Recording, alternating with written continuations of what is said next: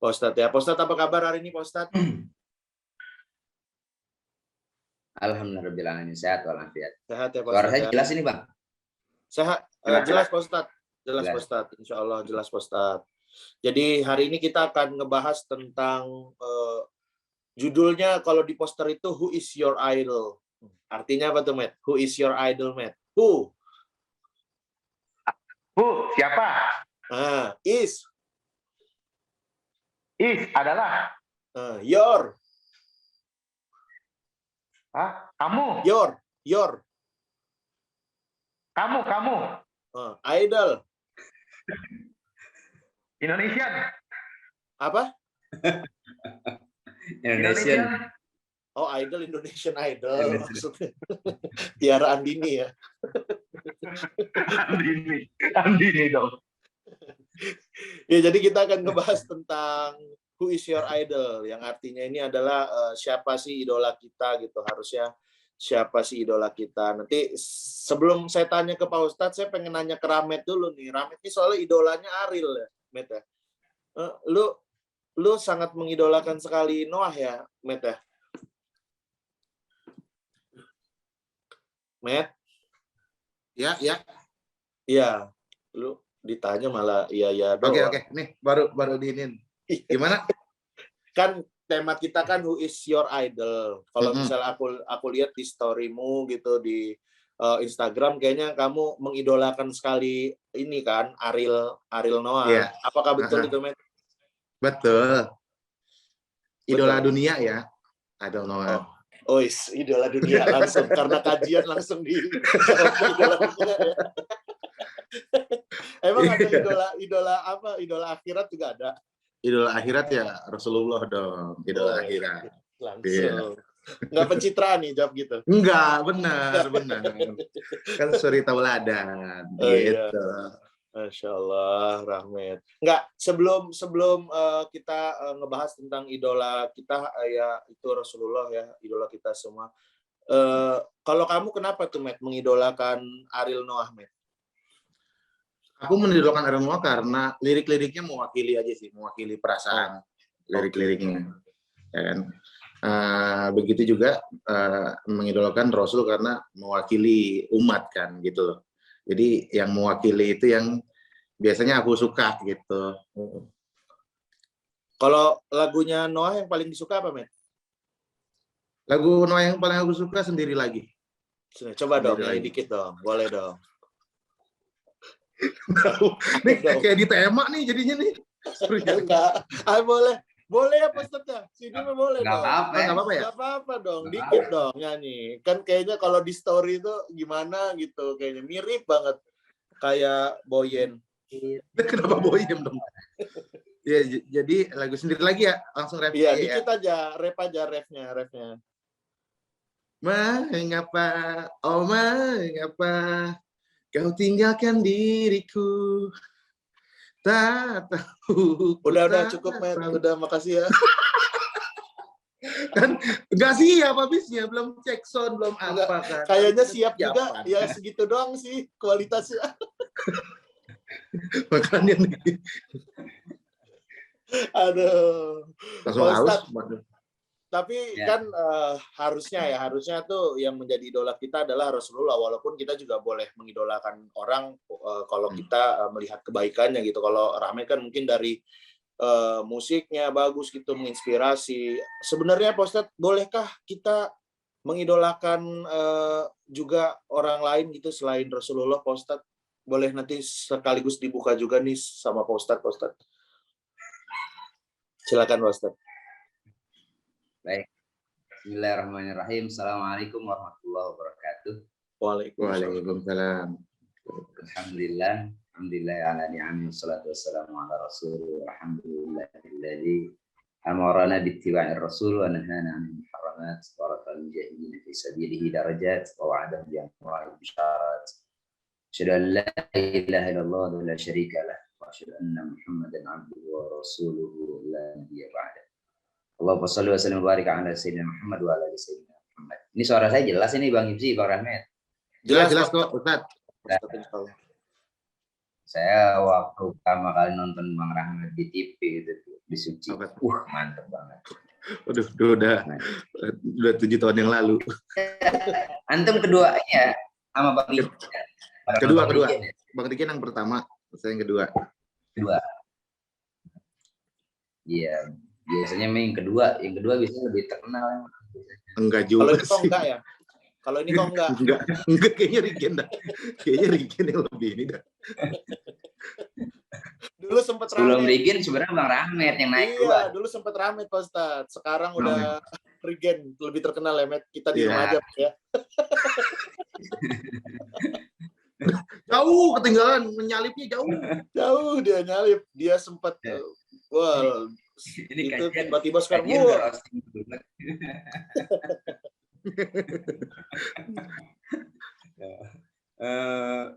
Baik, syukur alhamdulillah rabbil alamin, kesempatan ini kita bisa bertemu bermuajahah, bertatap muka. Mudah-mudahan bertemunya kita di sini sebagai langkah silaturahim, meluaskan rezeki kita dan meluaskan juga memanjangkan umur kita. Mudah-mudahan kita semua juga dimuliakan Allah Subhanahu wa taala. Salawat dan salam tak lupa kita sampaikan kepada baginda Nabi besar Muhammad sallallahu alaihi wasallam.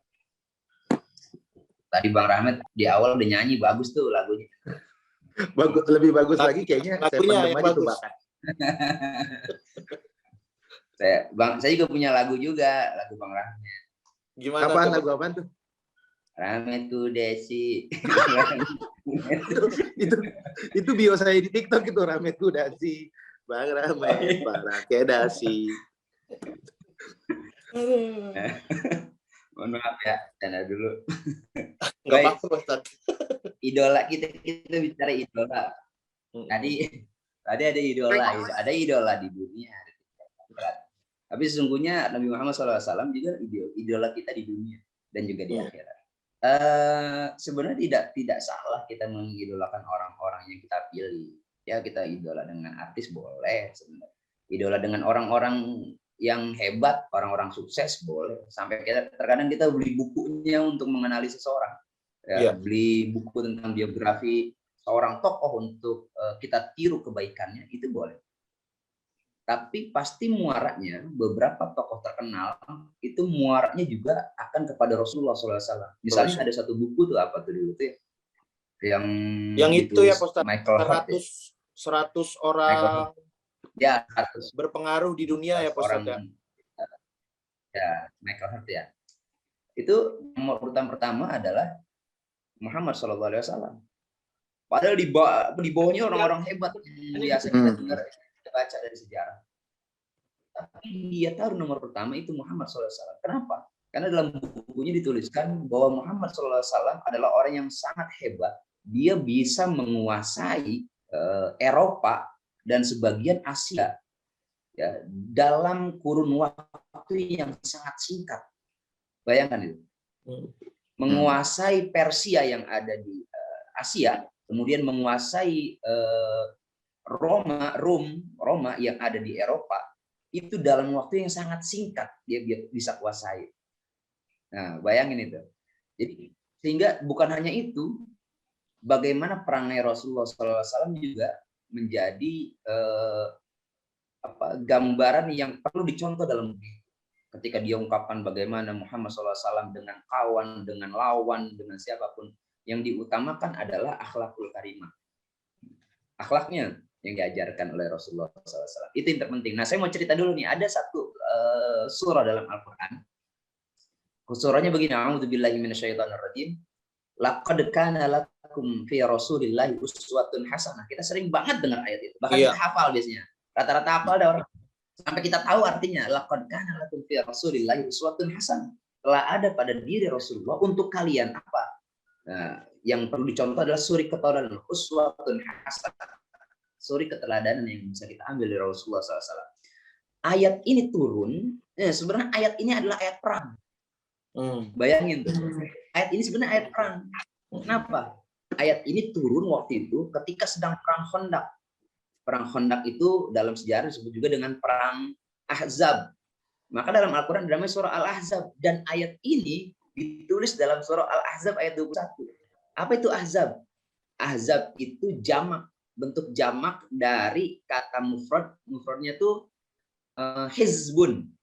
Hizbun tuh artinya partai, makanya kelompok, golongan. Kalau ada Hizbut Tahrir kan, kelompok, golongan, golongan merdeka, kelompok. Hizbun tuh kelompok, partai, grup gitu, namanya hizbun. Jamaknya adalah ahzab. Maka dalam Al-Quran surah Al-Ahzab. Kenapa disebut dengan ahzab? Jadi dulu orang Muslim ini dia melawan kelompok-kelompok, melawan pasukan ahzab, kelompok-kelompok dari kafir Quraisy. Dia bergabung dengan kaum Yahudi pada saat itu. Dia bergabung juga dengan kaum munafik yang ada di Madinah. Dia berlomba-lomba ini bergabung, namanya ahzab, ingin melawan pasukan Muslim. Nah, pasukan Muslim nggak punya biaya, nggak punya uang banyak pada saat itu, masih miskin. Ya, kalau dibandingkan dengan pasukan Ahzab pasti lebih kaya lah, mereka lebih mampu untuk perang, harusnya menang mereka. Tapi dengan kekurangan itu, biasanya orang tuh dalam keadaan kurang, dalam keadaan turun, down, dia biasanya punya ide kreatif yang lebih tinggi dibanding yang lain, gitu ya. Kadang-kadang ide kita tuh ada kalau kita sedang berada di bawah, baru kepikir, oh iya besok bikin ini, oh iya besok ini. Tapi kalau orang lagi di atas angin, ya, di atas angin, di atas gitu, dia nggak mikirin A, B, C, D. Oh, gue tenang aja, ada yang bantuin gue, gitu kan. Tapi kalau sedang berada di bawah, dia akan berpikir. Nah, makanya saya kreatif, Pak Ustadz. Nah, kita emang lagi kerja apa, makanya kreatif banget. Ya semua orang sekarang lebih kreatif. Makanya kita kreatif, Pak, ya, Met ya. Iya. Karena tahu diri ya. Kipi nggak ada yang ngundang. Aduh. Enggak, bikin acara sendiri. Acara sendiri. Itu teorinya gitu. Itu semua bahkan terjadi itu dengan Rasulullah SAW dengan para sahabat Muslim. Nah, karena terjebak dengan hal itu, akhirnya Rasulullah SAW mendapatkan inisiasi dari seorang sahabat namanya Salman Al-Farisi. Salman Al-Farisi ini kan Al-Farisi ini Persia. Dia awalnya orang Persia. Persia itu sekarang Iran ya. Irak dulu sebagiannya. Ya, itu Persia. Salman Al-Farisi ini orang Persia. Al-Farisi. Sehingga sekarang kita dengar tuh di Eropa itu ada satu kota namanya Paris. Oh, Paris itu orang Paris. Paris itu. Iya, penguasa kota Paris itu yang mendirikan adalah orang-orang dari Persia. Maka itu dulu orang-orang Persia itu ketika dia datang ke Eropa, dia menguasain Paris, itu jadi bikin nama kota Paris Persia. Sebagian kata sejarawan begitu, saya cuma baca doang. Nah, Salman Al-Farisi dari Persia nih. Nah, Salman Al-Farisi dari Persia, dia tapi Muslim, dia masuk Islam, dia punya inisiatif, bicara kepada Nabi, ya Rasul, kita nggak punya apa-apa untuk melawan pasukan Ahzab yang kelompok tadi. Kita harus membuat benteng. Kalau mendirikan benteng, harus memerlukan biaya yang sangat tinggi. Nah, akhirnya Salman Al-Farisi dia bercerita, saya dulu ketika di Persia kalau perang, ya, kalau mendirikan benteng biaya sangat besar, maka saya bikin parit. Parit, apa namanya? Apa sih parit ya, Bang Yuzi? Empang kayak empang, apa? Got ya? Parit ya, gitu ya, kayak got tapi nggak ada ikan penangnya. Ya, kalenan lah, kalenan. Kalau orang sini kalenan, orang Tawi Gandul, Cinere. Kalen orang Jawa. Kalenan. Nah, itu bikin parit. Karena kalau bikin benteng, dia mahal dia. Maka dia dikeruk semua sahabat turun, itu bentengnya berupa parit itu dikeruk seberapa jauh itu untuk melindungi kota Madinah pada saat itu. Nah, itu sisa-sisanya sampai sekarang kalau kita ke Madinah, itu masih ada. Ada masjidnya, Masjid Khonda, ada bentengnya, ada paritnya, masih terlihat sampai sekarang. Cuma di sebagian tempat itu sudah dibangun rumah-rumah penduduk. Makanya nanti Bang Rahmat sama Bang Hibzi kalau umroh dibuka kita berangkat ke sono. Amin. Amin. Amin. Semoga dari rezeki Pak Ustadz, amin ya Allah. Bang Hibzi ntar banyak itu yang umrohin, tenang aja. Amin ya Allah, amin. Amin. Amin. Ya Allah. Mudah-mudahan ada travel apa gitu yang sponsor. Ada, tenang aja. Amin. Pasti Ya. ada. Amin. Saya umroh haji kagak pernah bayar sendiri dari awal. Alhamdulillah. Ada yang bayarin semua. Nah, yang penting mah istiqomah aja dulu. Saya bawain tas Pak Ustadz boleh Nah, dah ntar. kita lanjut ya Bang. Iya Pak Ustadz. Saya yang Kenapa bawa jadi Bang Yus. roadman? Banyakan Bang Yus di duitnya. Iya kan bukan masalah banyakkan duitnya. Ke umrohnya Pak Ustadz. Banyakan Pak Ustadz lah. Ya udah lanjut Pak Ustadz. Gampang lah ini. Dari program ini kita jual ke travel juga. Waduh, amin. Amin. Siap-siap. Siap-siap nanti sponsor ada di bawah-bawah ya. Ada itu.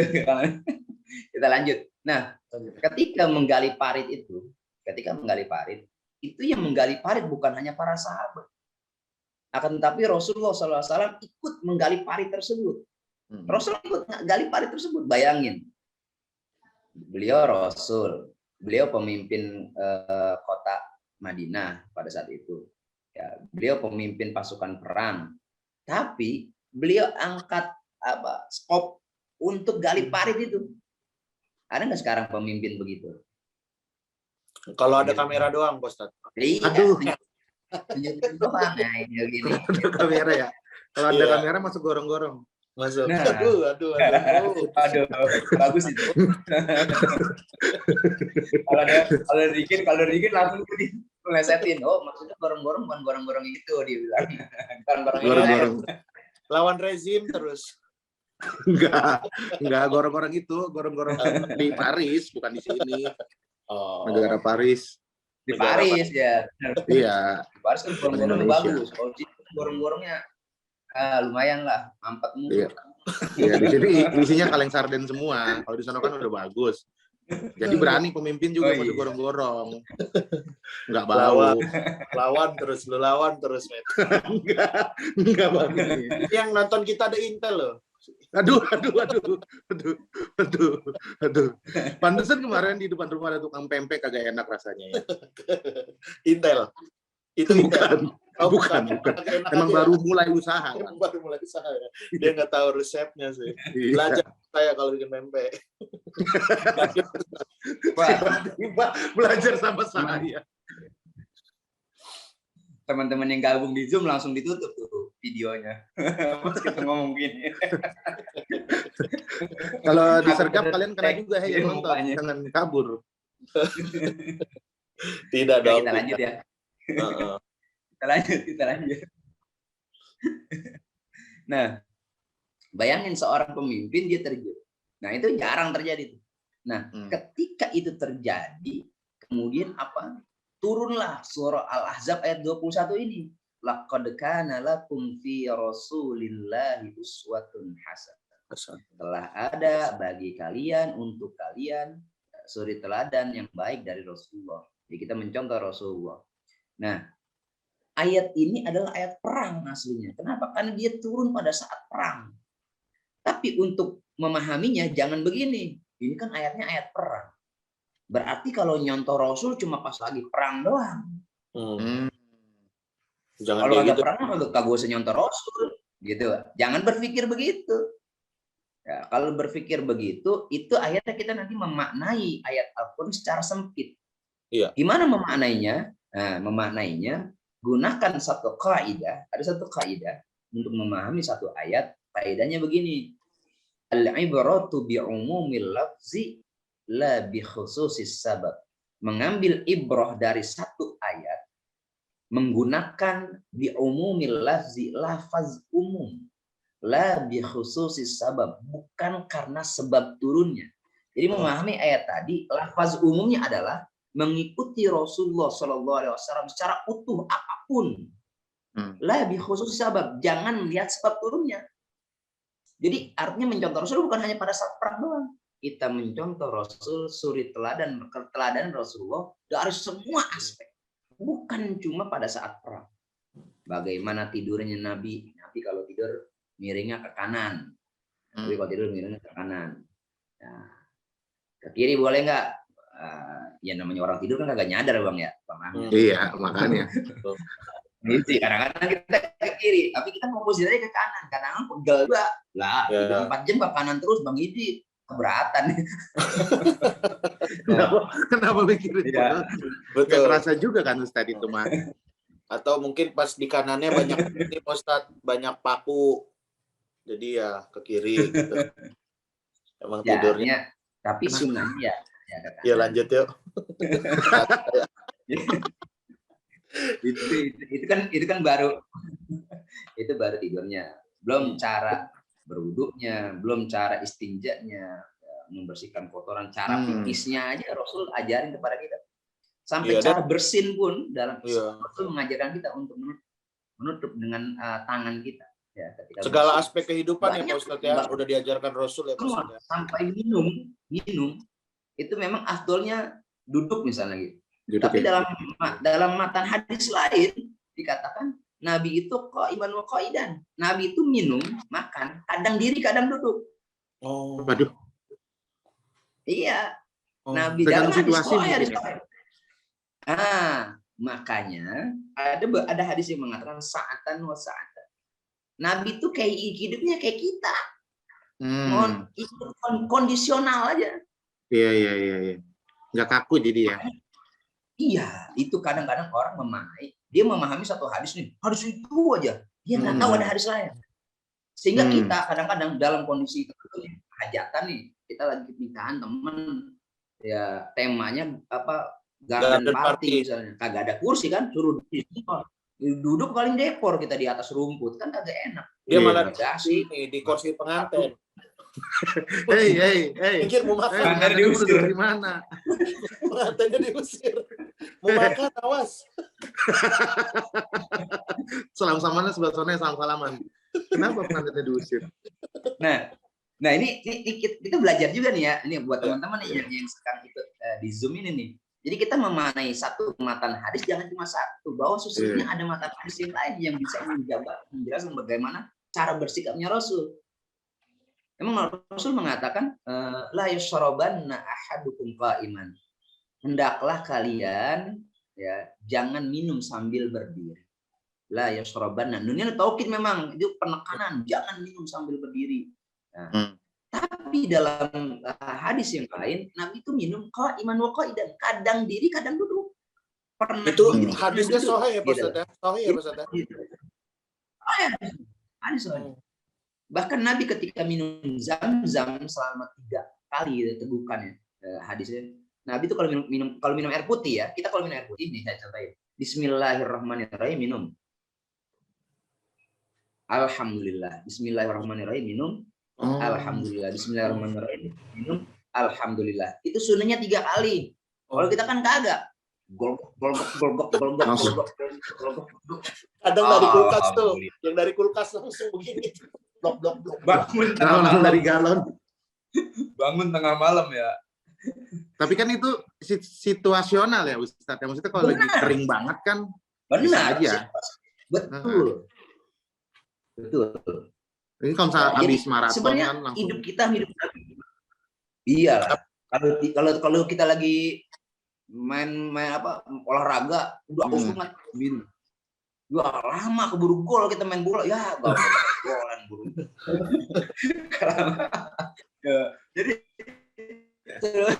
jadi kondisional aja sebenarnya hidupnya simpel.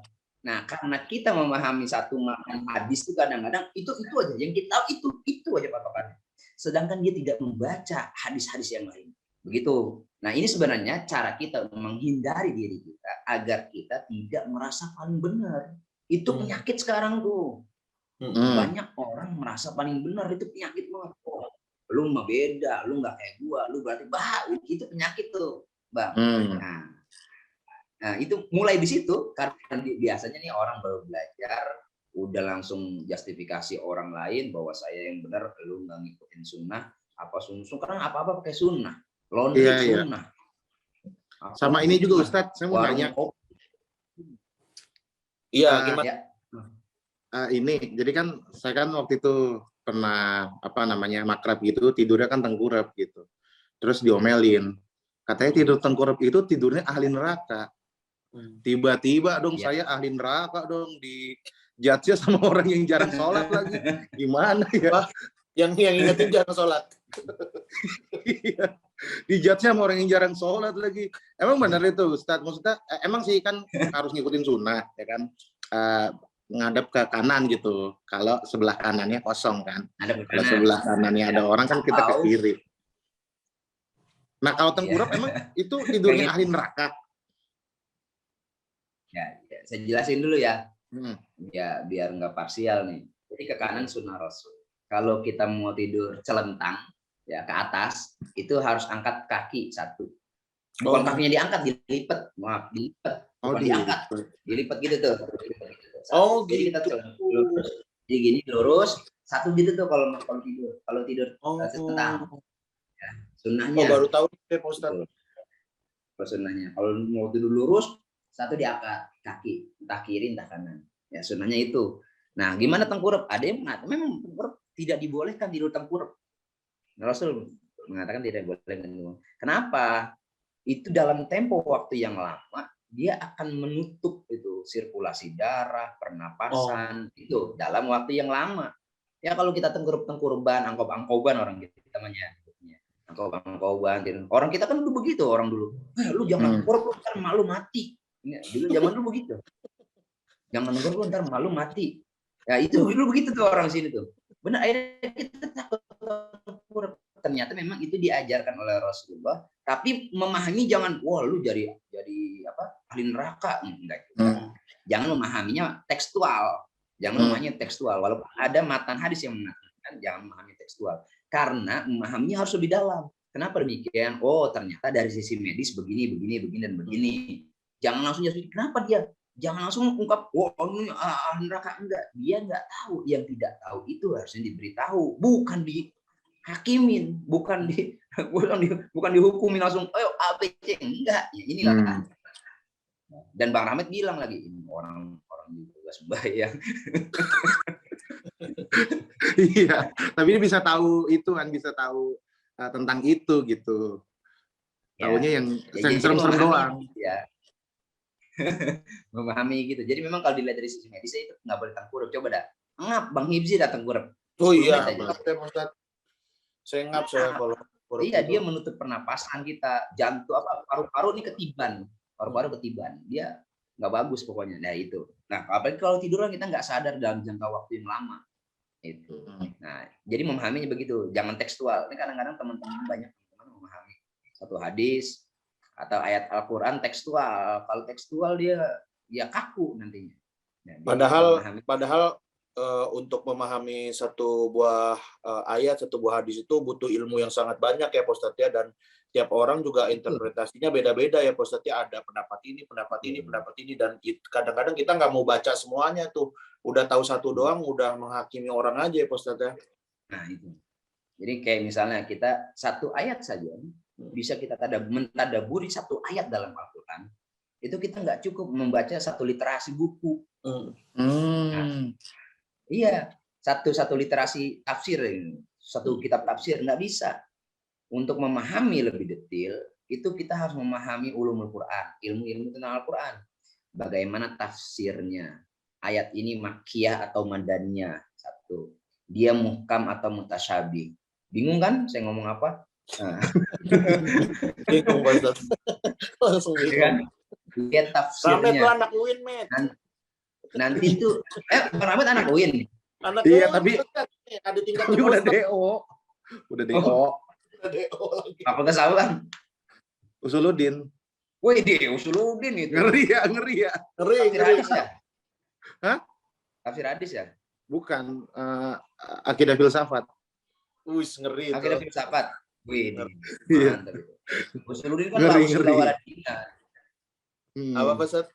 Usuluddin la usula waladina. Nggak ada agama, nggak ada dasar.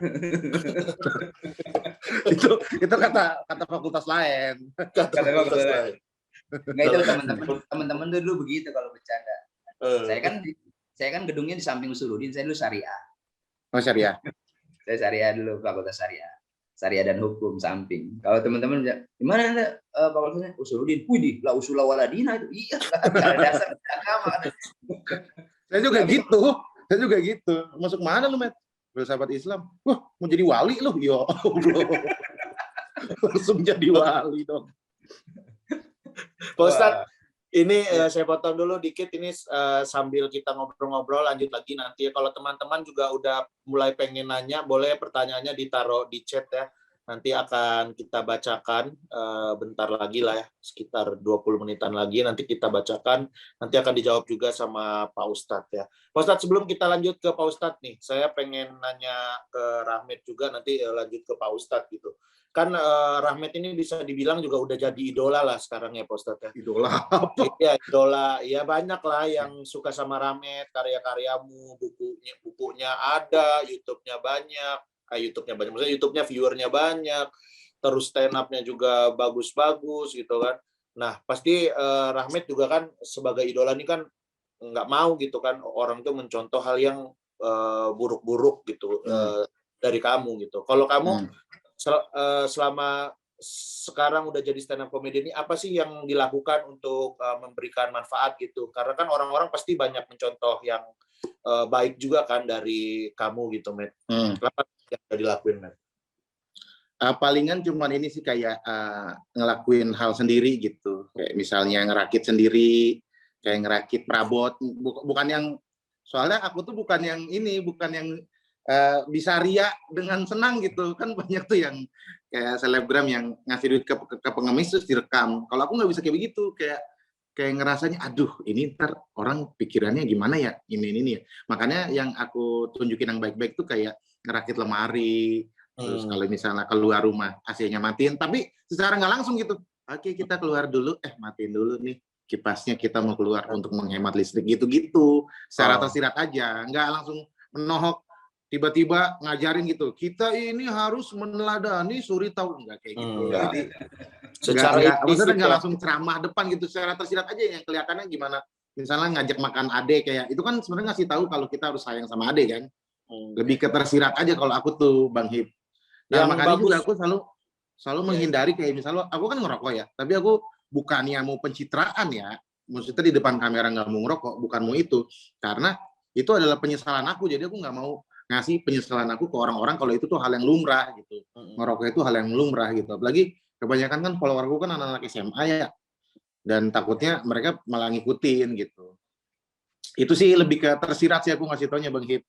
Ya, sama Rahmat juga Pak Ustadz, dia punya campaign yang bagus sekali Pak Ustadz. Rahmat kan dulu anak STM, jadi dia punya di channel YouTube-nya itu ngobrolin tentang STM yang dalam tanda petik kan sering dipandang orang tuh suka tawuran gitu. Rahmat ini mengkampanyekan agar udah nggak usah tawuran gitu ya, Pet ya. Dengan cerita-ceritamu di YouTube itu gimana bisa? Soal di YouTube itu, jadi YouTube itu sebenarnya aku menangani 3 problem. Waduh, menangani 3 problem, kayak psikiater banget ini. Jadi kan gini, Ustadz ya, Bang Hibzi. Jadi kan pelajar itu punya 3 problem. Jadi problem kenakalan, problem cinta, sama problem religi. Nah, di problem religi itu aku ada konten namanya notis. Biasanya yang suka belajar pelet gitu. Dari masa sekolah tuh ada yang belajar pelet. Bukan pelet makan ikan ya. Pelet yang supaya cewek itu suka. Ilmu kebal gitu. Terus supaya penglari supaya dia disukain guru gitu. Nah, itu aku bahas di notis. Kalau itu tuh nggak baik gitu. Ada nostalgia hal mistis. Terus juga aku bahas KKS namanya, kisah kasih di sekolah. Jadi karena banyak problem cinta ini kan di kalangan anak sekolah, yang dimana ini kagak masuk kurikulum, kagak ada ilmu pengetahuan cinta, IPC itu kagak ada gitu. Padahal itu salah satu yang krusial. Karena kenapa? Karena banyak anak SMA, anak SMK gitu ya, yang hamil di luar nikah, yang bunuh diri karena diputusin gitu. Problem cinta itu banyak. Makanya aku menampilkan sesuatu yang tidak ada di kurikulum, yang nggak ada di kurikulum sekolah. Terus sama nostalgia ini tentang kenakalan. Jadi kita ngasih tahu kalau lu nakal, tawuran, malak orang gitu, ribut, suka berantem, hasilnya ngeri-ngeri gitu. Ada yang tangannya buntung, ada yang matanya tinggal satu gitu, ada yang bibirnya doble. Jadi kayak, kan soalnya di kurikulum gak ada ngajarin supaya jangan tawuran, gak ada. Makanya di channel YouTube aku ngasih tahu itu, gitu Bang Hip. Luar biasa ya. Ustaz.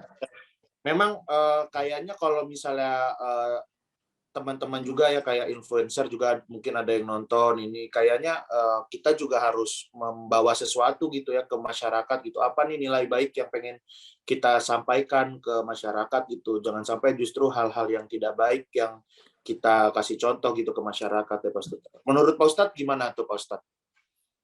Masya Allah, itu Bang Rahmat itu cakep banget itu. Jadi gini, dakwah itu kan nggak perlu harus berucap kayak saya. Ini kan saya dakwah verbal nih, gitu kan. Makanya dalam Al-Quran itu diperintahkan ud'u ila sabili rabbika bil hikmah. Jadi ajak orang-orang itu kepada jalan Allah bil hikmah, dengan cara hikmah. Hikmah itu apa sih? Bijak. Ya, hikmah itu bijak. Jadi yang paling tinggi itu tingkatannya itu. Dia bijak tuh, dia tidak perlu berucap, dengan tindakan saja orang paham, oh ini maksudnya gitu. Hikmah tuh bukan hanya sekedar bijak tuh bukan hanya keputusan doang, tapi seseorang yang bisa mengajak orang tanpa verbal, namanya itu hikmah. Hikmah. Jadi tingkatan pertama tuh. Jadi dakwah itu paling utama hikmah. Jadi saya ini cuma bengong doang kalau ngoceh. Tapi pada prakteknya misalnya tidak saya kerjakan, itu lebih buruk yang saya lakukan dibanding orang yang diam tanpa kata tapi dia berbuat. Nah itu lebih afdol. Itu namanya hikmah. Itu. Baru yang kedua, ud'u ila sabili rabbika bil hikmah. Yang kedua, wal mau'izatil hasanah. Baru nih mau'izah, baru mulut. Makanya kita pun cara mendidik di rumah nih, entah anak, entah keluarga kita di rumah, itu yang paling afdol adalah tindakan kita, bukan ngoceh. Kalau ngoceh mulu, orang bini anak ngomel mulu dah tuh, ngomel mulu gitu. Tapi tanpa ngomel, emak bapak kita misalnya udah ngerjain, oh iya, bapak gua ngerjain ini, gua diem aja kagak bantuin gitu misalnya. Anak kan harus berbuat. Gitu kan. Suara saya nyambung nggak gini? Masih nyambung? Nyambung. Latihan ya Bang? Patah-patah dikit. Patah-patah. Udah kayak dikit doang tadi Ustaz. Lanjut Ustaz. Udah kayak bahar. Patah-patah. Patah-patah goyang dong. Anissa Bahar. Oh nih ya, Anissa namanya ya. Cakep gitu. Dan nama surah dalam Al-Quran. Nah kita lanjut ya. Nah, kita lanjut nih. Ini lagi seru nih padahal. Nah, jadi tingkatan yang pertama itu hikmah, yang kedua wal mau'izah hasanah, verbal. Nah, kemudian kalau sudah seandainya kita ajak dengan hikmah, dengan mau'izah hasanah, tetap orang itu tidak mau, bahkan dia melawan kita gitu. Dia bikin perlawanan terhadap kita, itu pun harus dijawab dengan baik. Wajadilhum billati hiya ahsan. Lawan dia, jadil, berdebat, lawan dia, argumentasi kita billati hiya ahsan, dengan cara yang paling baik. Di sini bukan kata hasan loh, tapi ahsan, paling baik. Kalau kita Abang Hibzi, Bang Rahmat bikin konten tadi udah bagus banget Bang Rahmat bikin konten itu bisa ngajak orang tanpa ribet ya, hanya mengajarkan orang itu. Ya itu. Kemudian Bang Hibzi banyak banget konten juga, kadang-kadang mengajar di konten ngaji ini apalagi banyak banget. Nah, itu ada aja biasanya itu penyakitnya. Oh si Hibzi melagu apa di belagu amat. Oh misalnya Bu Rahmat belagu apa? Belagu amat sih lu ngajak gitu, kayak udah bener aja. Lu sok-sokan ngajak orang sholat, ngajak orang kayak masuk surga aja lu. Ya kan Bang Hibzi saya ada aja. Lah gue yang sholat juga masuk surga, apa lu yang gak sholat begitu. Gue banget itu. Ada tuh kayak gitu. Tapi cara menjawabnya billati hiya ahsan, dengan cara yang paling baik. Jangan menyakiti, biarin aja. Emang begitu. Pohon tuh kalau berbuah disambitin orang, disengketin, disambitin. buahnya. Tapi kalau kagak berbuah mah, boro-boro ada yang Boro-boro ngeliatin, dilihat. ngide kagak, cuekin, dilewatin aja. Begitu kan? Oh, kalau berbuah dilihat, wah mangga nih, baru mentil nih. Romana 2 bulan lagi panen nih. Sebelum 2 bulan udah datang tuh dia tuh, udah bawa senggetan apa, Lempar batu. iya kan? Banyak yang berebut orang. Tapi itu punya pun mangga 10 tahun. 10 tahun kagak berbuah, kagak ngapa-ngapa. Ya, aja. Emang ini punan, Bu. Apa tumbuh doang kagak ada buahnya. Ngapain? Dia kagak diaulin. Tapi ketika kita bermanfaat, banyak tuh kerikilnya. Banyak kerikilnya. Justru dia akan tetap berbuah. Mau disambitin, mau dipetik, mau di apa? Pohon itu kalau udah sekali berbuah, dia akan berbuah terus. Terus akan lebih banyak berbuah. Kayak gitu Bang Rahmat, Bang Ibsi. Terus aja berbuat kebaikan. Terus. Lantaran dari mana datangnya? Kebaikan akan dibalas dengan kebaikan. Amin ya Allah. Amin. Ustaz, In ahsantum ahsantum li anfusikum. Kalau kalian berbuat baik, itu akan datang lagi kebaikan kepada diri kalian. Hal jazaul ihsan illal ihsan. Bukankah perbuatan baik akan diganjar kebaikan juga dari Allah Subhanahu wa taala? Tenang aja. Jalan aja terus. semoga kebaikan-kebaikan datang gitu, Bang. ya Ustaz ya. Dan juga ke teman-teman. Nah, ini kita udah masuk ke sesi tanya jawab, Ustadz. Ini udah dimasukin nih bahkan. Bang Henry, halo Bang Henry. Mau nanya sesuatu, dihidupin boleh itunya, audionya. Halo, Assalamualaikum. Waalaikumsalam. Bang Ustaz Henry Abdi gimana? Dalan. Iya, Bang- Bang Rahmat Bang- juga. Gimana? Ya, Bang Henry Kedengeran? gimana? Di mana? Ya? Apa? Gimana? Halo. Di rumah? Ini Iya. kayak kuis dah. Kayak kuis. Ya. Pasportnya. Ngaji nggak bikin kembung. Bagus, luak masuk ntar nih. Bagus banget. Buka videonya biar kita silaturahim. Iya. Nah, Bang Henry di mana? Ininya kotanya kota. Tangerang. Oh, Tangerang, dekat ya. Iya, deket lah, Selatan. Iya, sepatan ntar saya pindah sana November insyaallah. Bang Henry Ya. mau nanya apa nih sama Pak Ustadz? Pak Ustadz, saya mau nanya nih, kita kan sebagai umat Muslim itu harus mencintai Nabi Muhammad SAW. Nah, kira-kira apa sikap kita kalau misalkan kita menemui ada yang menghina Nabi kita Muhammad SAW? Apakah kita harus memboikot atau gimana gitu? Harus kita bakar atau gimana gitu, Pak? Kenapa langsung dibakar dong? Gitu sih, maksudnya kalau misalkan kita diem aja kan kayaknya kita secara nggak langsung kayak mengiyakan penghinaan itu gitu. Kalau misalkan kita bertindak secara kekerasan kan juga kayaknya tidak elok gitu. Kira-kira yang terbaik itu sikap kita tuh seperti apa sih gitu? Berhubungan sekarang lagi Maulid Nabi gitu, Pak Ustadz. Terima kasih. Bagus ini pertanyaannya nih. Makasih Bang Henry. Karena Langsung pertanyaan Ustadz, cakep jawab nih, Ustadz. karena pertanyaan cakep banget yang jawab Bang Rahmat. Kenapa saya dong? Saya aja jarang kuliah. Al Ustadz Ustadz. Rahmat, Al Ustadz Rahmat. Jadi Kontroversi nanti. nah, disinilah diujinya akhlak kita. Di sini diujinya akhlak kita.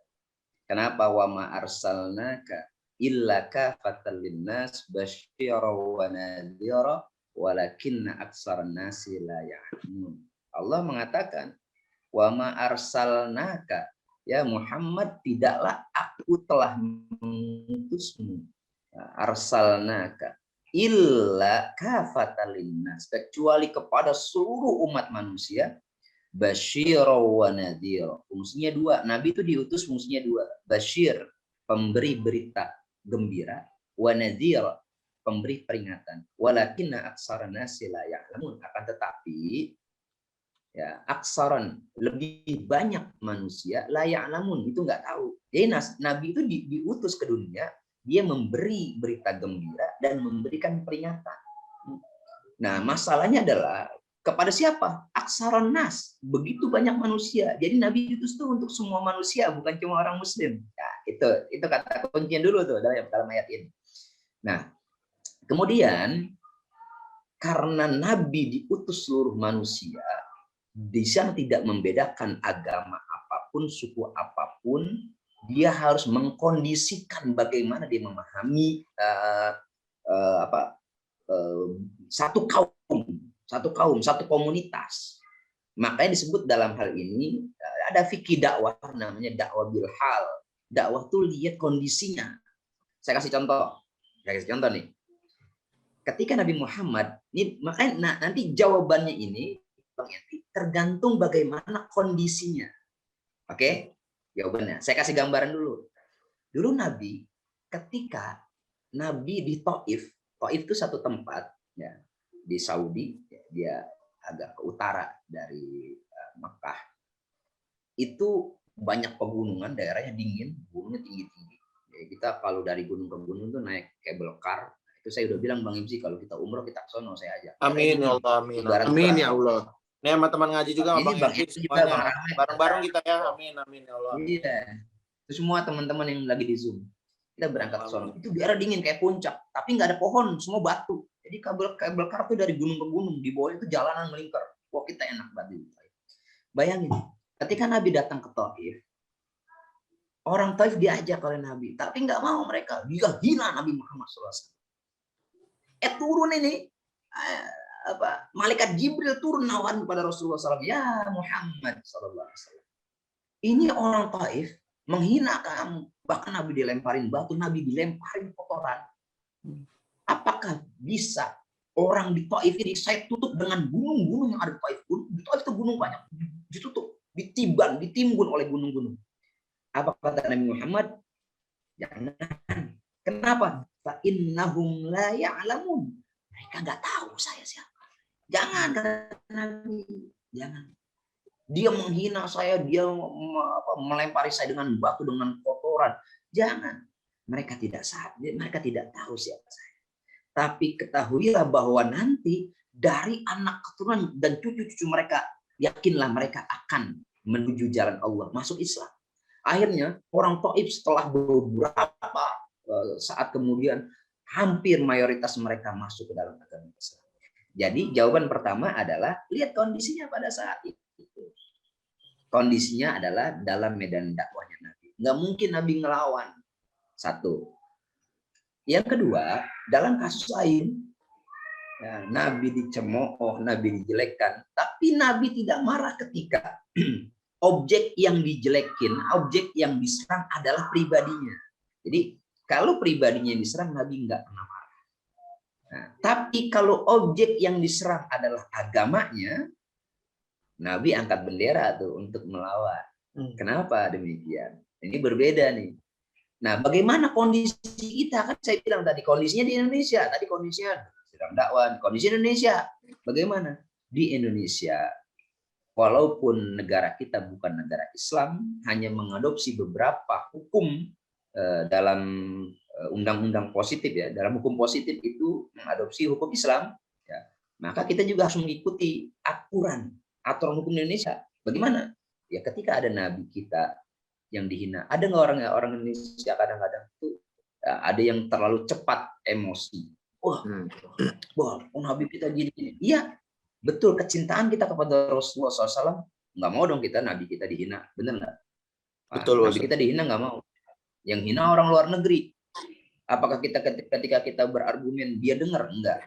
Jadi ada caranya kita berargumen, kita menyampaikan kepada Kementerian Luar Negeri, Kementerian Luar Negeri menyampaikan pesan kita kepada dunia luar misalnya. Jadi ada cara-cara.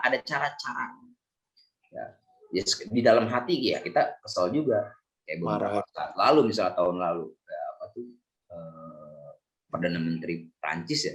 Nah, itu kan menghina Rasulullah SAW banget ya. Tapi apakah kita bisa melawannya? Tidak. Nah, lihat kondisinya. Makanya dakwahnya bil hal.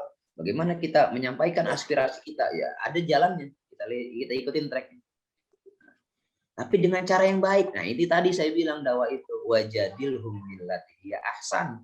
Melawan itu dengan cara yang paling terbaik. Kalau kekerasan kita lawan dengan kekerasan, hancur kita. Tapi ketahuilah, ketika orang-orang di sana di Eropa semakin banyak yang menjelekkan Islam, semakin banyak juga orang-orang Eropa yang masuk ke dalam agama Islam. Kenapa? Serangan mereka kita jawab dengan akhlak. Serangan mereka kita jawab dengan akhlak.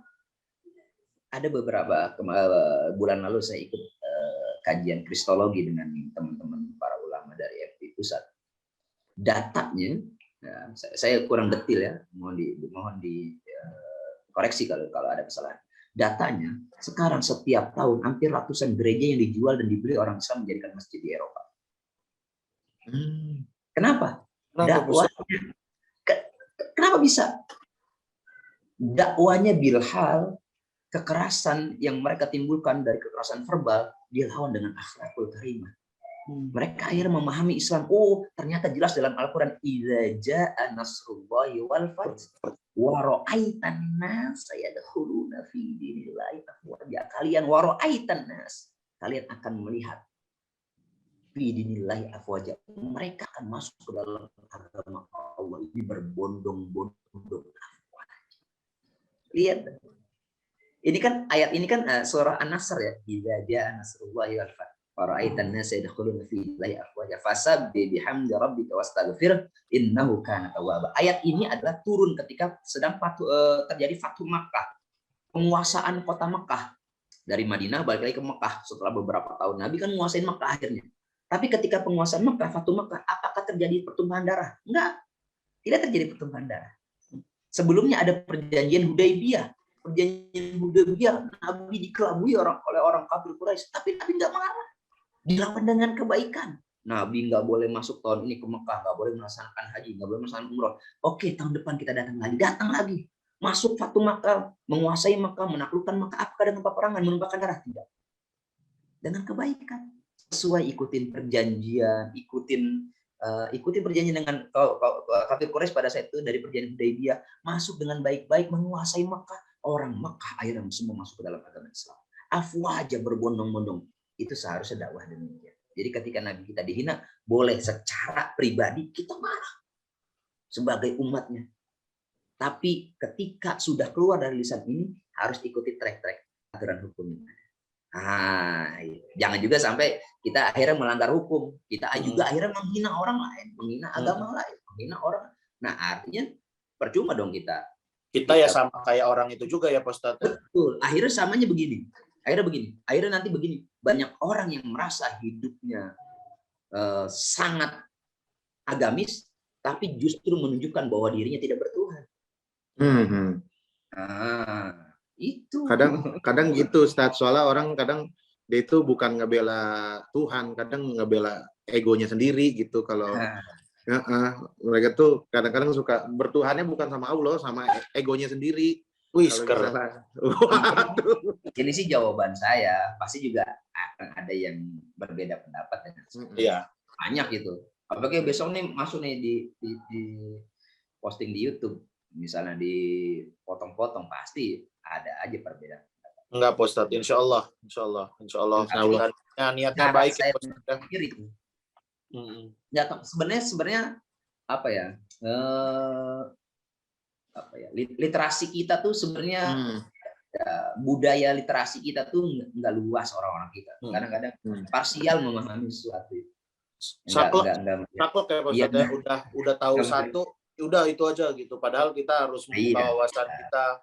Ya, kita juga harus berteman dengan banyak orang juga. Jadi tahu sudut pandangnya, dengan agama lain juga kita tahu sudut pandangnya. Jadi kita jadi lebih bijak lah ya Pak Ustadz ya dalam menanggapi sesuatu. Walah, sok bener. Ya, walaupun ada Bang Ibzi. Kenapa bunyinya begitu? Bang Ibzi, walaupun ada ulama yang mengatakan misalnya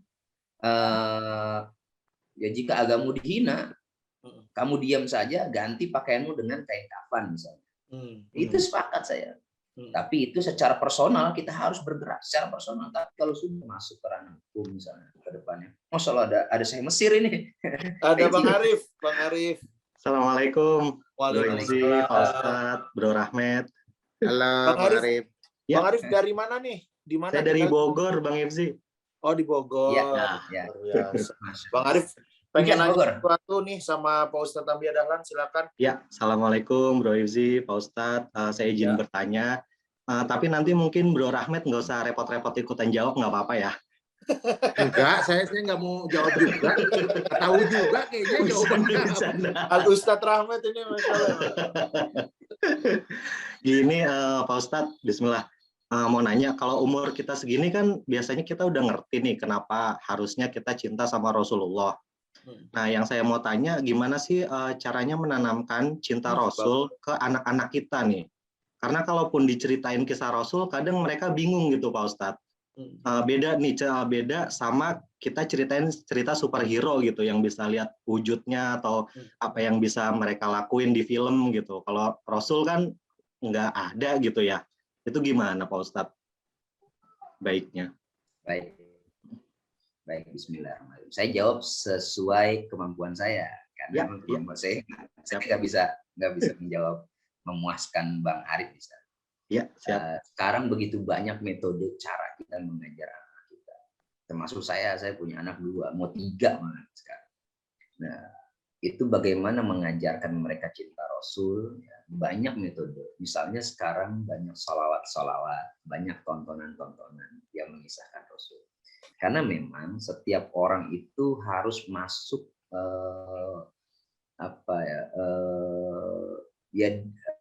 bahasnya gimana saya sampaikan, sesuai dengan umurnya, sesuai dengan kapasitas daya serapnya.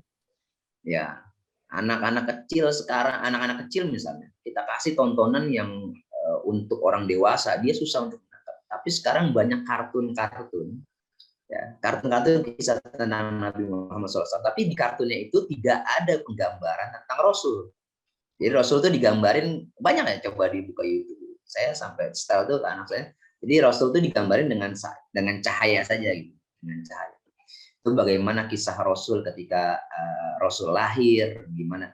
Nah, tontonan itu ternyata itu yang membekas ya dari kartun-kartun itu.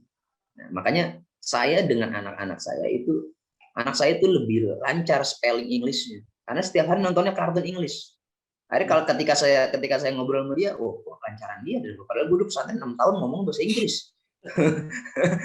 Tapi lancaran dia. Wah, jadi karena kenapa? Karena dia setiap hari menonton hal-hal yang dunianya, sesuai dengan dunianya, itu akan terserap. Termasuk. Nah, saya kasih contoh lagi. Anak saya itu yang pertama susah banget untuk mengenal siapa sih Nabi Muhammad, siapa sih ini, siapa sih ini. Nah, lingkungannya saya bentuk, Bang. Abang gimana? Abang punya anak nih. Lingkungan lihat. Abang tinggal di lingkungan yang bagaimana? Yang Islamika, yang setengah Islamika, atau memang jauh dari Islam? Dari Islami, bukan dari Islam. Jauh dari Islami. Ya, Islami itu kan sifat. Dan jauh dari itu. Ketika lingkungannya baik, dari keluarga, suami, istri, ya, lingkungannya, kakeknya, neneknya bagaimana? Ketika di lingkungannya juga ada budaya-budaya yang dilakukan untuk mengenang Rasulullah, untuk mengenal Rasulullah, disupport oleh mereka, itu anak akan lebih paham. Nah, metodenya banyak, sebenarnya banyak metode cara kita mengingatkan, cara kita untuk mengajarkan pada anak cinta Rasulullah. Zaman dulu zaman kita kecil, kita tahu Rasul dari siapa? Karena dulu kita beli kaset Cinta Rasul ada Awi. Iya betul. Bagus. Sekarang udah nggak ada tuh yang nyanyi itu ya Ustaz ya. Coba setel sekarang. Anak-anak, apaan sih ini? Nusa sekarang tontonin Nusa Pak Ustaz. Sekarang tontonan Nusa, buku juga mungkin dari buku juga bisa ya Pak Ustaz ya. Nah iya bisa, ada komik-komik tuh, ada tuh komik-komik yang sekarang lebih saya yakin lebih banyak lah metodenya. Ya, dulu kita cinta Rasul kita dengerin tiap hari sholawat. Ya Thaibah, ya Thaibah. Oh, terus ada Muhammadku. Dari cinta Rasul 1, 2, 3, 4 berapa itu? Kan kita kenal, Rasulullah tuh ini, itu ini, nah, dari situ. Jadi banyak sekali metode. Jangan. Mungkin anak sekarang kagak tahu cinta Rasul volume 1, 2, 3, 4 dan selanjutnya. Nah sekarang mungkin lewatnya kartun yang lain. Ada itu di YouTube banyak. Anak saya juga suka. Cari metode Bang Ari, cari metode yang sama lingkungan ya, lingkungan. Ya. Almar'u ma'aman ahbab. Seseorang tuh tergantung dengan lingkungan yang disukai. Oh, saya lingkungannya sukanya mabok, itu anak kita tukang mabok. Lingkungannya sukanya ngaji ya, lingkungannya ngaji. Anak lingkungan kita sukanya apa? Ikut tuh anak. Ya. Pengaruhnya besar ya Pak Ustadz ya, lingkungan ya. Itu sangat besar. Ya. Orang tua, lingkungan. Karena sekarang kan anak-anak sekolah seminggu sekali, sekarang udah PTM. Nah, artinya sekolah nggak bisa kita andalkan juga. Nah, lingkungan keluarga, lingkungan tempat tinggal kita itu berpengaruh. Saya bisa jawabnya begitu doang. Mohon maaf kalau kurang. Terima kasih Ustadz. Terima kasih Bro Ibzi. Iya, sama-sama Bang Arif. Waalaikumsalam. Pak Ustadz, ini kita udah sampai di jam 11 nih Pak Ustadz. Kayaknya udah cukup ini pertanyaan dari teman-teman. Ada yang mau tanya lagi tuh? Adakah yang mau? Atau udah cukup nih? Ada satu lagi kita buka atau udah nih? Kalau nggak ada yang mau nanya kita tutup nih Pak Ustadz. Oke. Kayaknya udah nggak ada yang mau nanya. Dari Rahmat mungkin ada yang pengen ditanyain ke Pak Ustadz. Met, satu lagi Met, boleh Met, ini pertanyaan terakhir nih. Boleh, silakan. Aku mau nanya Pak Ustadz. Jadi tentang apa namanya? Jadi kan emang kita tuh sedikit sekali ya, maksudnya referensi kita tentang Rasulullah gitu ya, tentang Nabi Muhammad. Kalau kita nggak beli bukunya gitu kan, bukunya juga panjang-panjang gitu ya. Nah, kalau misalnya kita cinta sama Rasul gitu lah, ini emang agak berat sih Pak Ustadz gitu loh, agak berat gitu. Berapa? Ininya ya, apa namanya? Bukan pertanyaannya sebenarnya. Apanya? Keinginan dari pertanyaan ini gitu. Ya, aduh, bingungin lu Met. Mau nanyanya berat.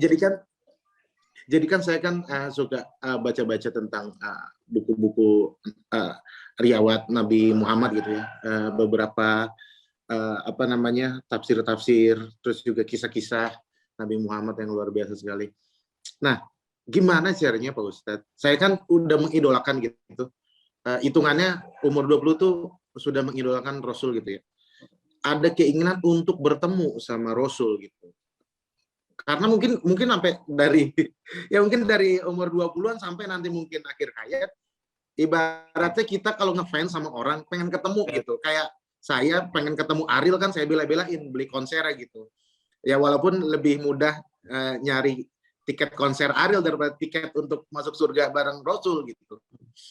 Gimana cari kita? Ya walaupun memang saya juga bukannya pesimis ya, cuman emang kurang optimis untuk bisa masuk surga langsung. Kayaknya bakalan digodok dulu. Adakah kemungkinan penghuni surga itu bisa ketemu Rasul, Pak Ustadz, di akhirat nanti? Ya. Iya, itu Pak Ustadz. Saya juga pengen Kullu ummati yadkhuluna jannah. Semua umatku masuk surga.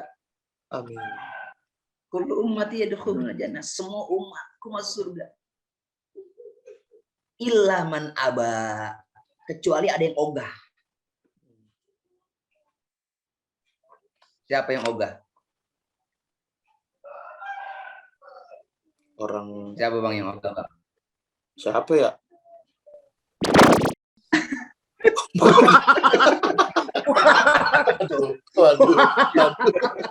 Waduh ya. Astagfirullah. Makanya saya bilang, kok ini persis banget sih sama hadis Rasul? Hati-hati nih lisan kita nih. Iya. Lisan hati-hati nih ya. Hati-hati kalau ngomong. Bener, antum kan ngelawak nih. Suka ngejok, suka bikin ini lebih. Hati-hati banget dengan omongan. Kata Rasul, semua umatku masuk surga. Ilaman aba, kecuali yang ogah. Ketika lisan kita mengucapkan, wah biar nanti kita ketemu di neraka, itu tanda dia ogah, dia nggak bakalan masuk surga. Sampai dia bertobat. Hati-hati nggak tuh. Kata Nabi, semua umatku masuk surga. Nabi dalam satu hadis, misalnya dalam kitab hadis Mukhtarul Ahadis, dikatakan bahwa nanti surga tidak akan dibuka kecuali Nabi Muhammad yang membuka pertama kali pintu surga.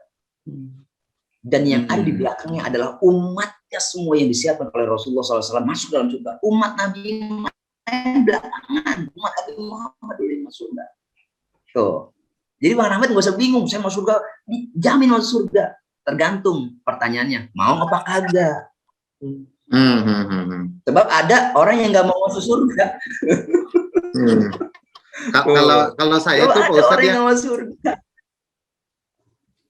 takut neraka, cuman masih kalau bisa dilihat dari pahala aja kayaknya nggak pasti gitu masuk surga langsung Nah. gitu yang langsung yang jalur VIP-nya Ustadz. Itu Kalau yakin mah dia. yakin, cuman Makanya, digodok dulu kayaknya Iya. kalau saya kayaknya. ya semua sama, saya juga punya keyakinan sama semua.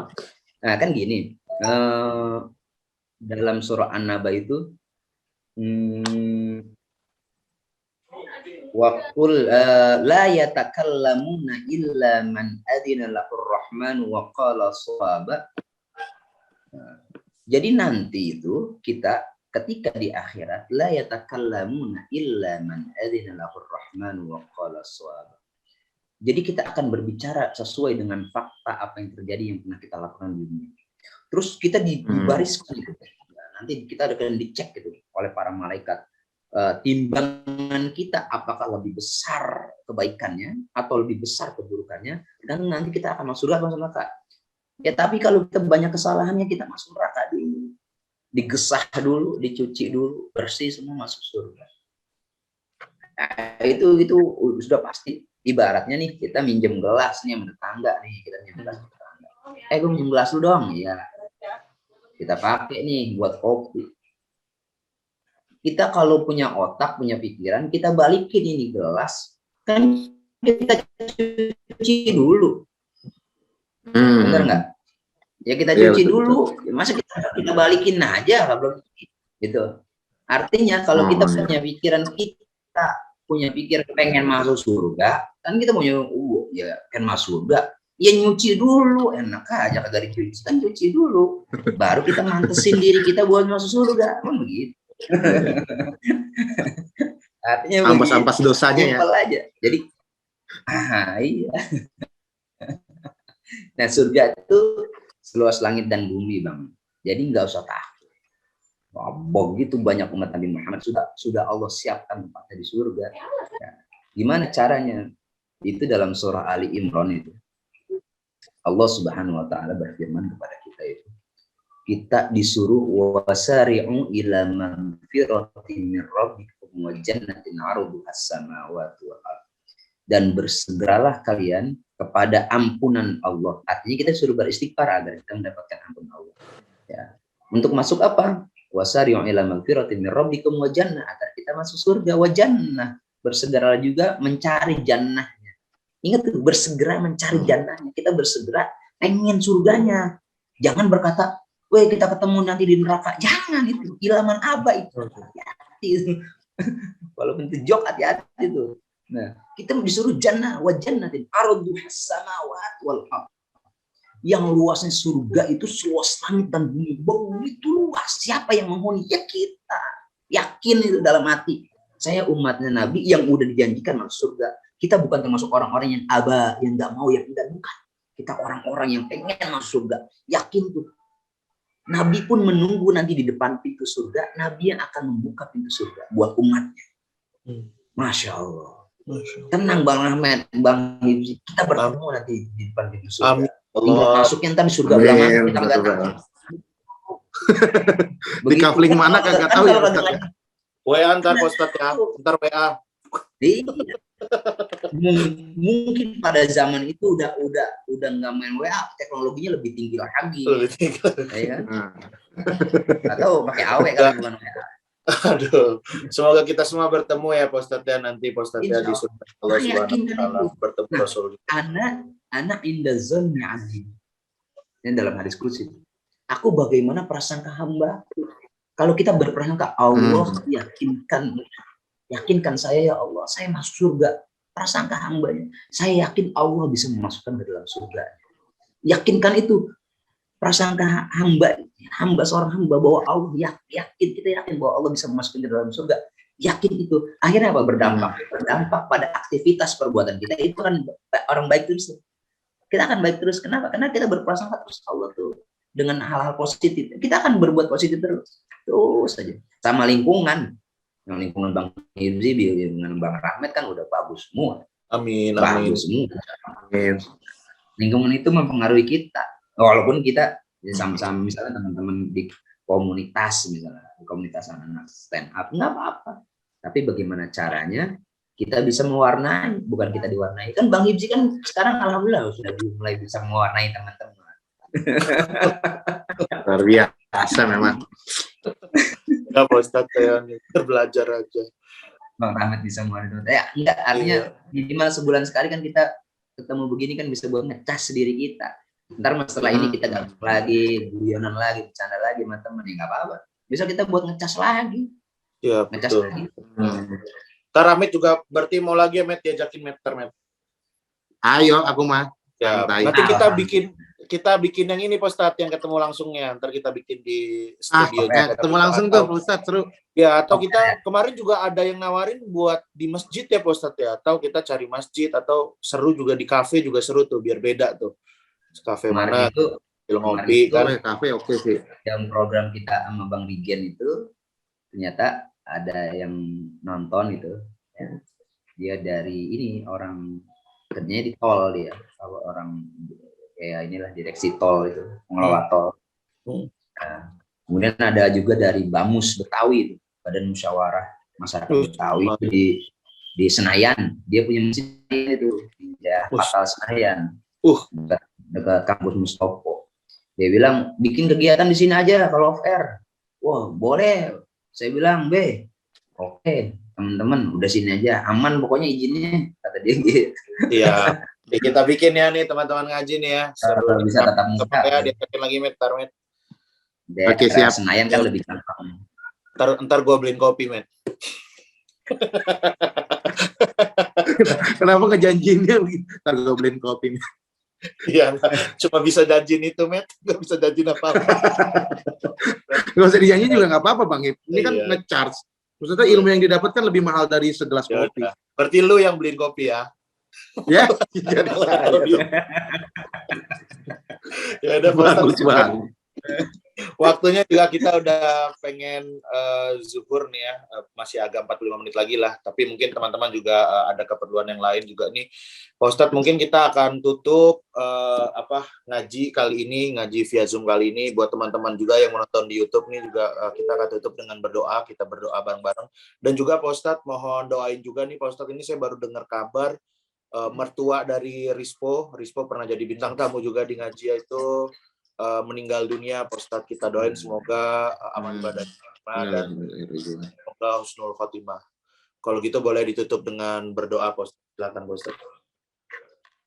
Ya, yuk mari sama-sama di hari ini, saat ini kita memohon kepada Allah Subhanahu wa taala, karena tidak ada tempat lagi bagi kita untuk menggantungkan segala hajat hidup kita kecuali kepada Allah Subhanahu wa taala.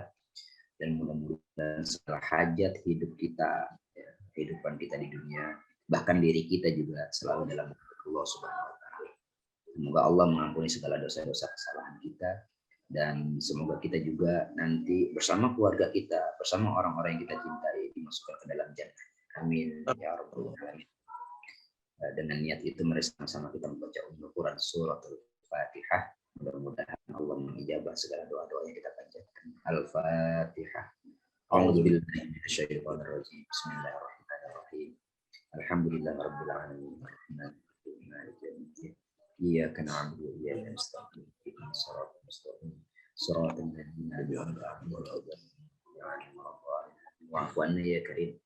Wa'fu 'anna ya rahim. Allahumma bihaqqil Fatihah. Bisirril Fatihah wa bimu'jizatil Fatihah wa bisyafa'atil Fatihah.